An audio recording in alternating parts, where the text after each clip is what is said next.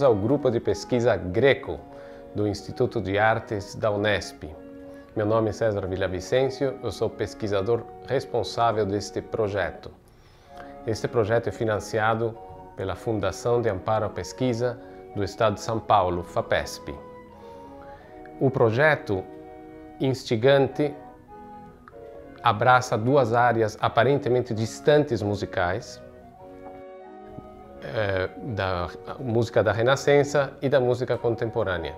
Greco é um acrônimo para Grupo de Pesquisa em Música da Renascença e Música Contemporânea. É um projeto de jovem pesquisador da FAPESP por um período de 4 anos. Havendo sido aceito em 2015, o Greco se dispõe a pesquisar a interpretação da música da Renascença e abrir espaço para interpretar música contemporânea com instrumentos antigos. Assim também, contamos com 5 compositores que irão escrever peças especialmente para nossos conjuntos. Neste programa eu vou falar um pouco a respeito da minha trajetória. Logo falarei sobre alguns dos objetivos do Greco, em mais detalhe, e apresentarei o instrumentário específico que se relaciona à aquisição de diversas famílias de flautas doces.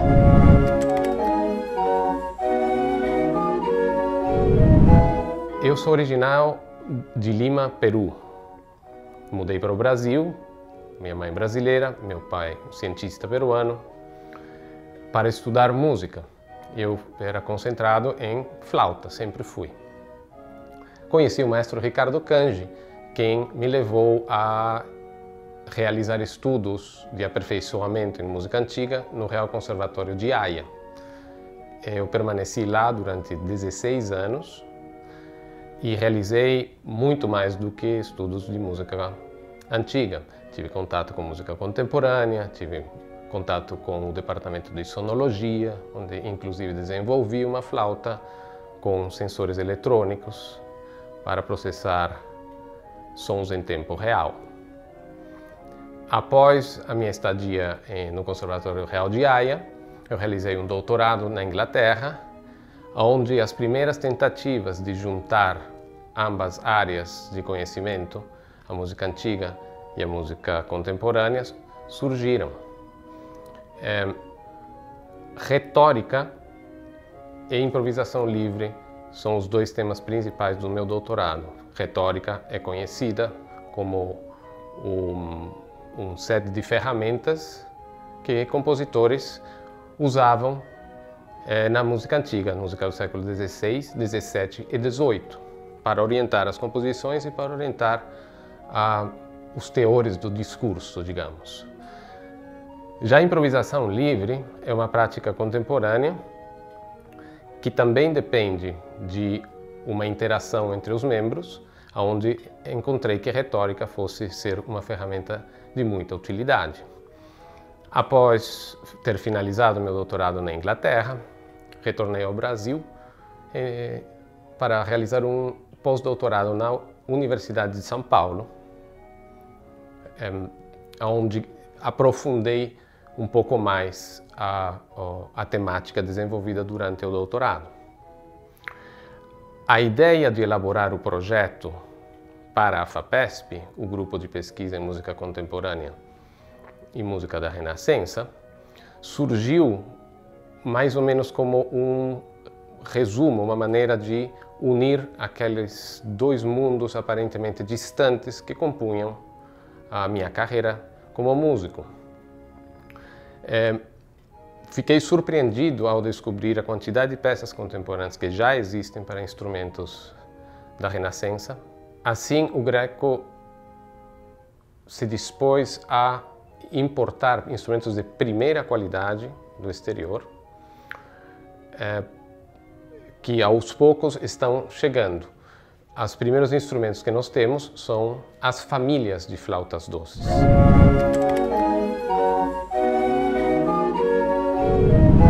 Os instrumentos na época da Renascença eram geralmente construídos em famílias.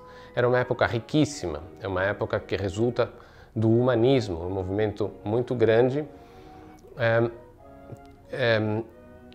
que se caracteriza pela riqueza e expansão trazida pelas novas descobertas tecnológicas, pela descoberta da América, pelos novos ingredientes culinários que advinham da América, pelo final das pestes, pelo final da guerra. Era uma época de efervescência e as expressões artísticas dessa época não fazem nada mais do que espelhar essa riqueza tão grande. No caso dos instrumentos, parece haver existido uma curiosidade do homem da Renascença, do homem do humanismo, em explorar, que nem exploravam o universo com os telescópios, exploravam os sons à procura de timbres. Daí que advém construir diferentes tamanhos do mesmo instrumento. Não existia o solista naquela época, existiam os conjuntos de violas da gamba, os conjuntos de flautas doces, conjuntos dos fagotes antigos, que chamam dulcianas, os conjuntos das sacabuchas, que são os trombones, e assim por diante.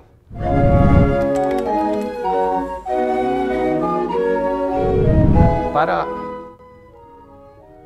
expressar-se através de música na época, se escolhiam os timbres no momento de preparar a composição. A composição não especificava para que instrumento era feita.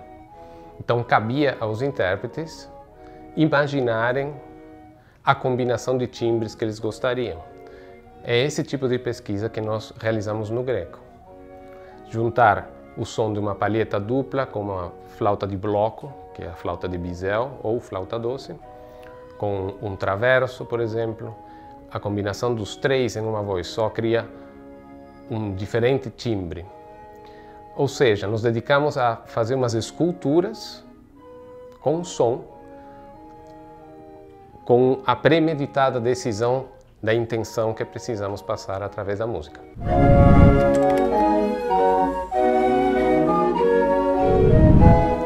No caso das flautas doces, nós temos uma família de mais de 14 instrumentos renascentistas, modelo Bassano, de ao redor de 1600. A família Bassano era muito conhecida, uma família de construtores de instrumentos muito conhecida, da cidade de Veneza. Esses instrumentos vêm em diferentes tamanhos. O maior tem quase 3 metros e o menor é uma flauta soprano parecida àquela que as crianças tocam em escolas. Também temos um set de 4 contrabaixos, modelo Petzold, que é um instrumento feito no final da década dos 70 na Alemanha, que são instrumentos quadrados, feitos de material laminado de alta qualidade. Uma das características destes instrumentos é que a abrangência das notas é muito maior do que as das flautas da Renascença, que geralmente tem uma oitava e uma sexta. O instrumento contemporâneo tem mais de 2 oitavas. E as digitações, os dedilhados do instrumento, podem ser feitos por pessoas que tenham mãos pequenas, o que já nos instrumentos da Renascença é impossível.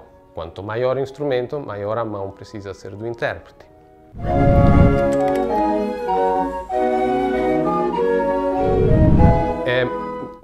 O projeto iniciou-se em maio de 2015 e temos trabalhado principalmente com as flautas doces, enquanto esperávamos chegar os outros instrumentos.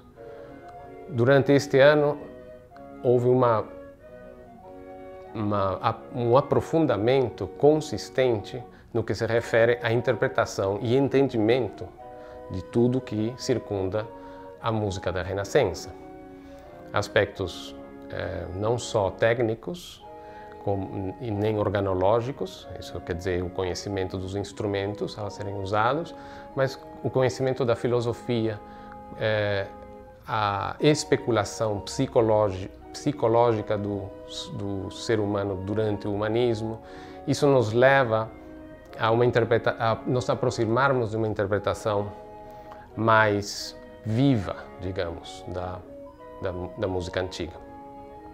Para os instrumentos contemporâneos, também foram desenvolvidas composições novas que apresentamos durante a nossa primeira mostra em novembro de 2015.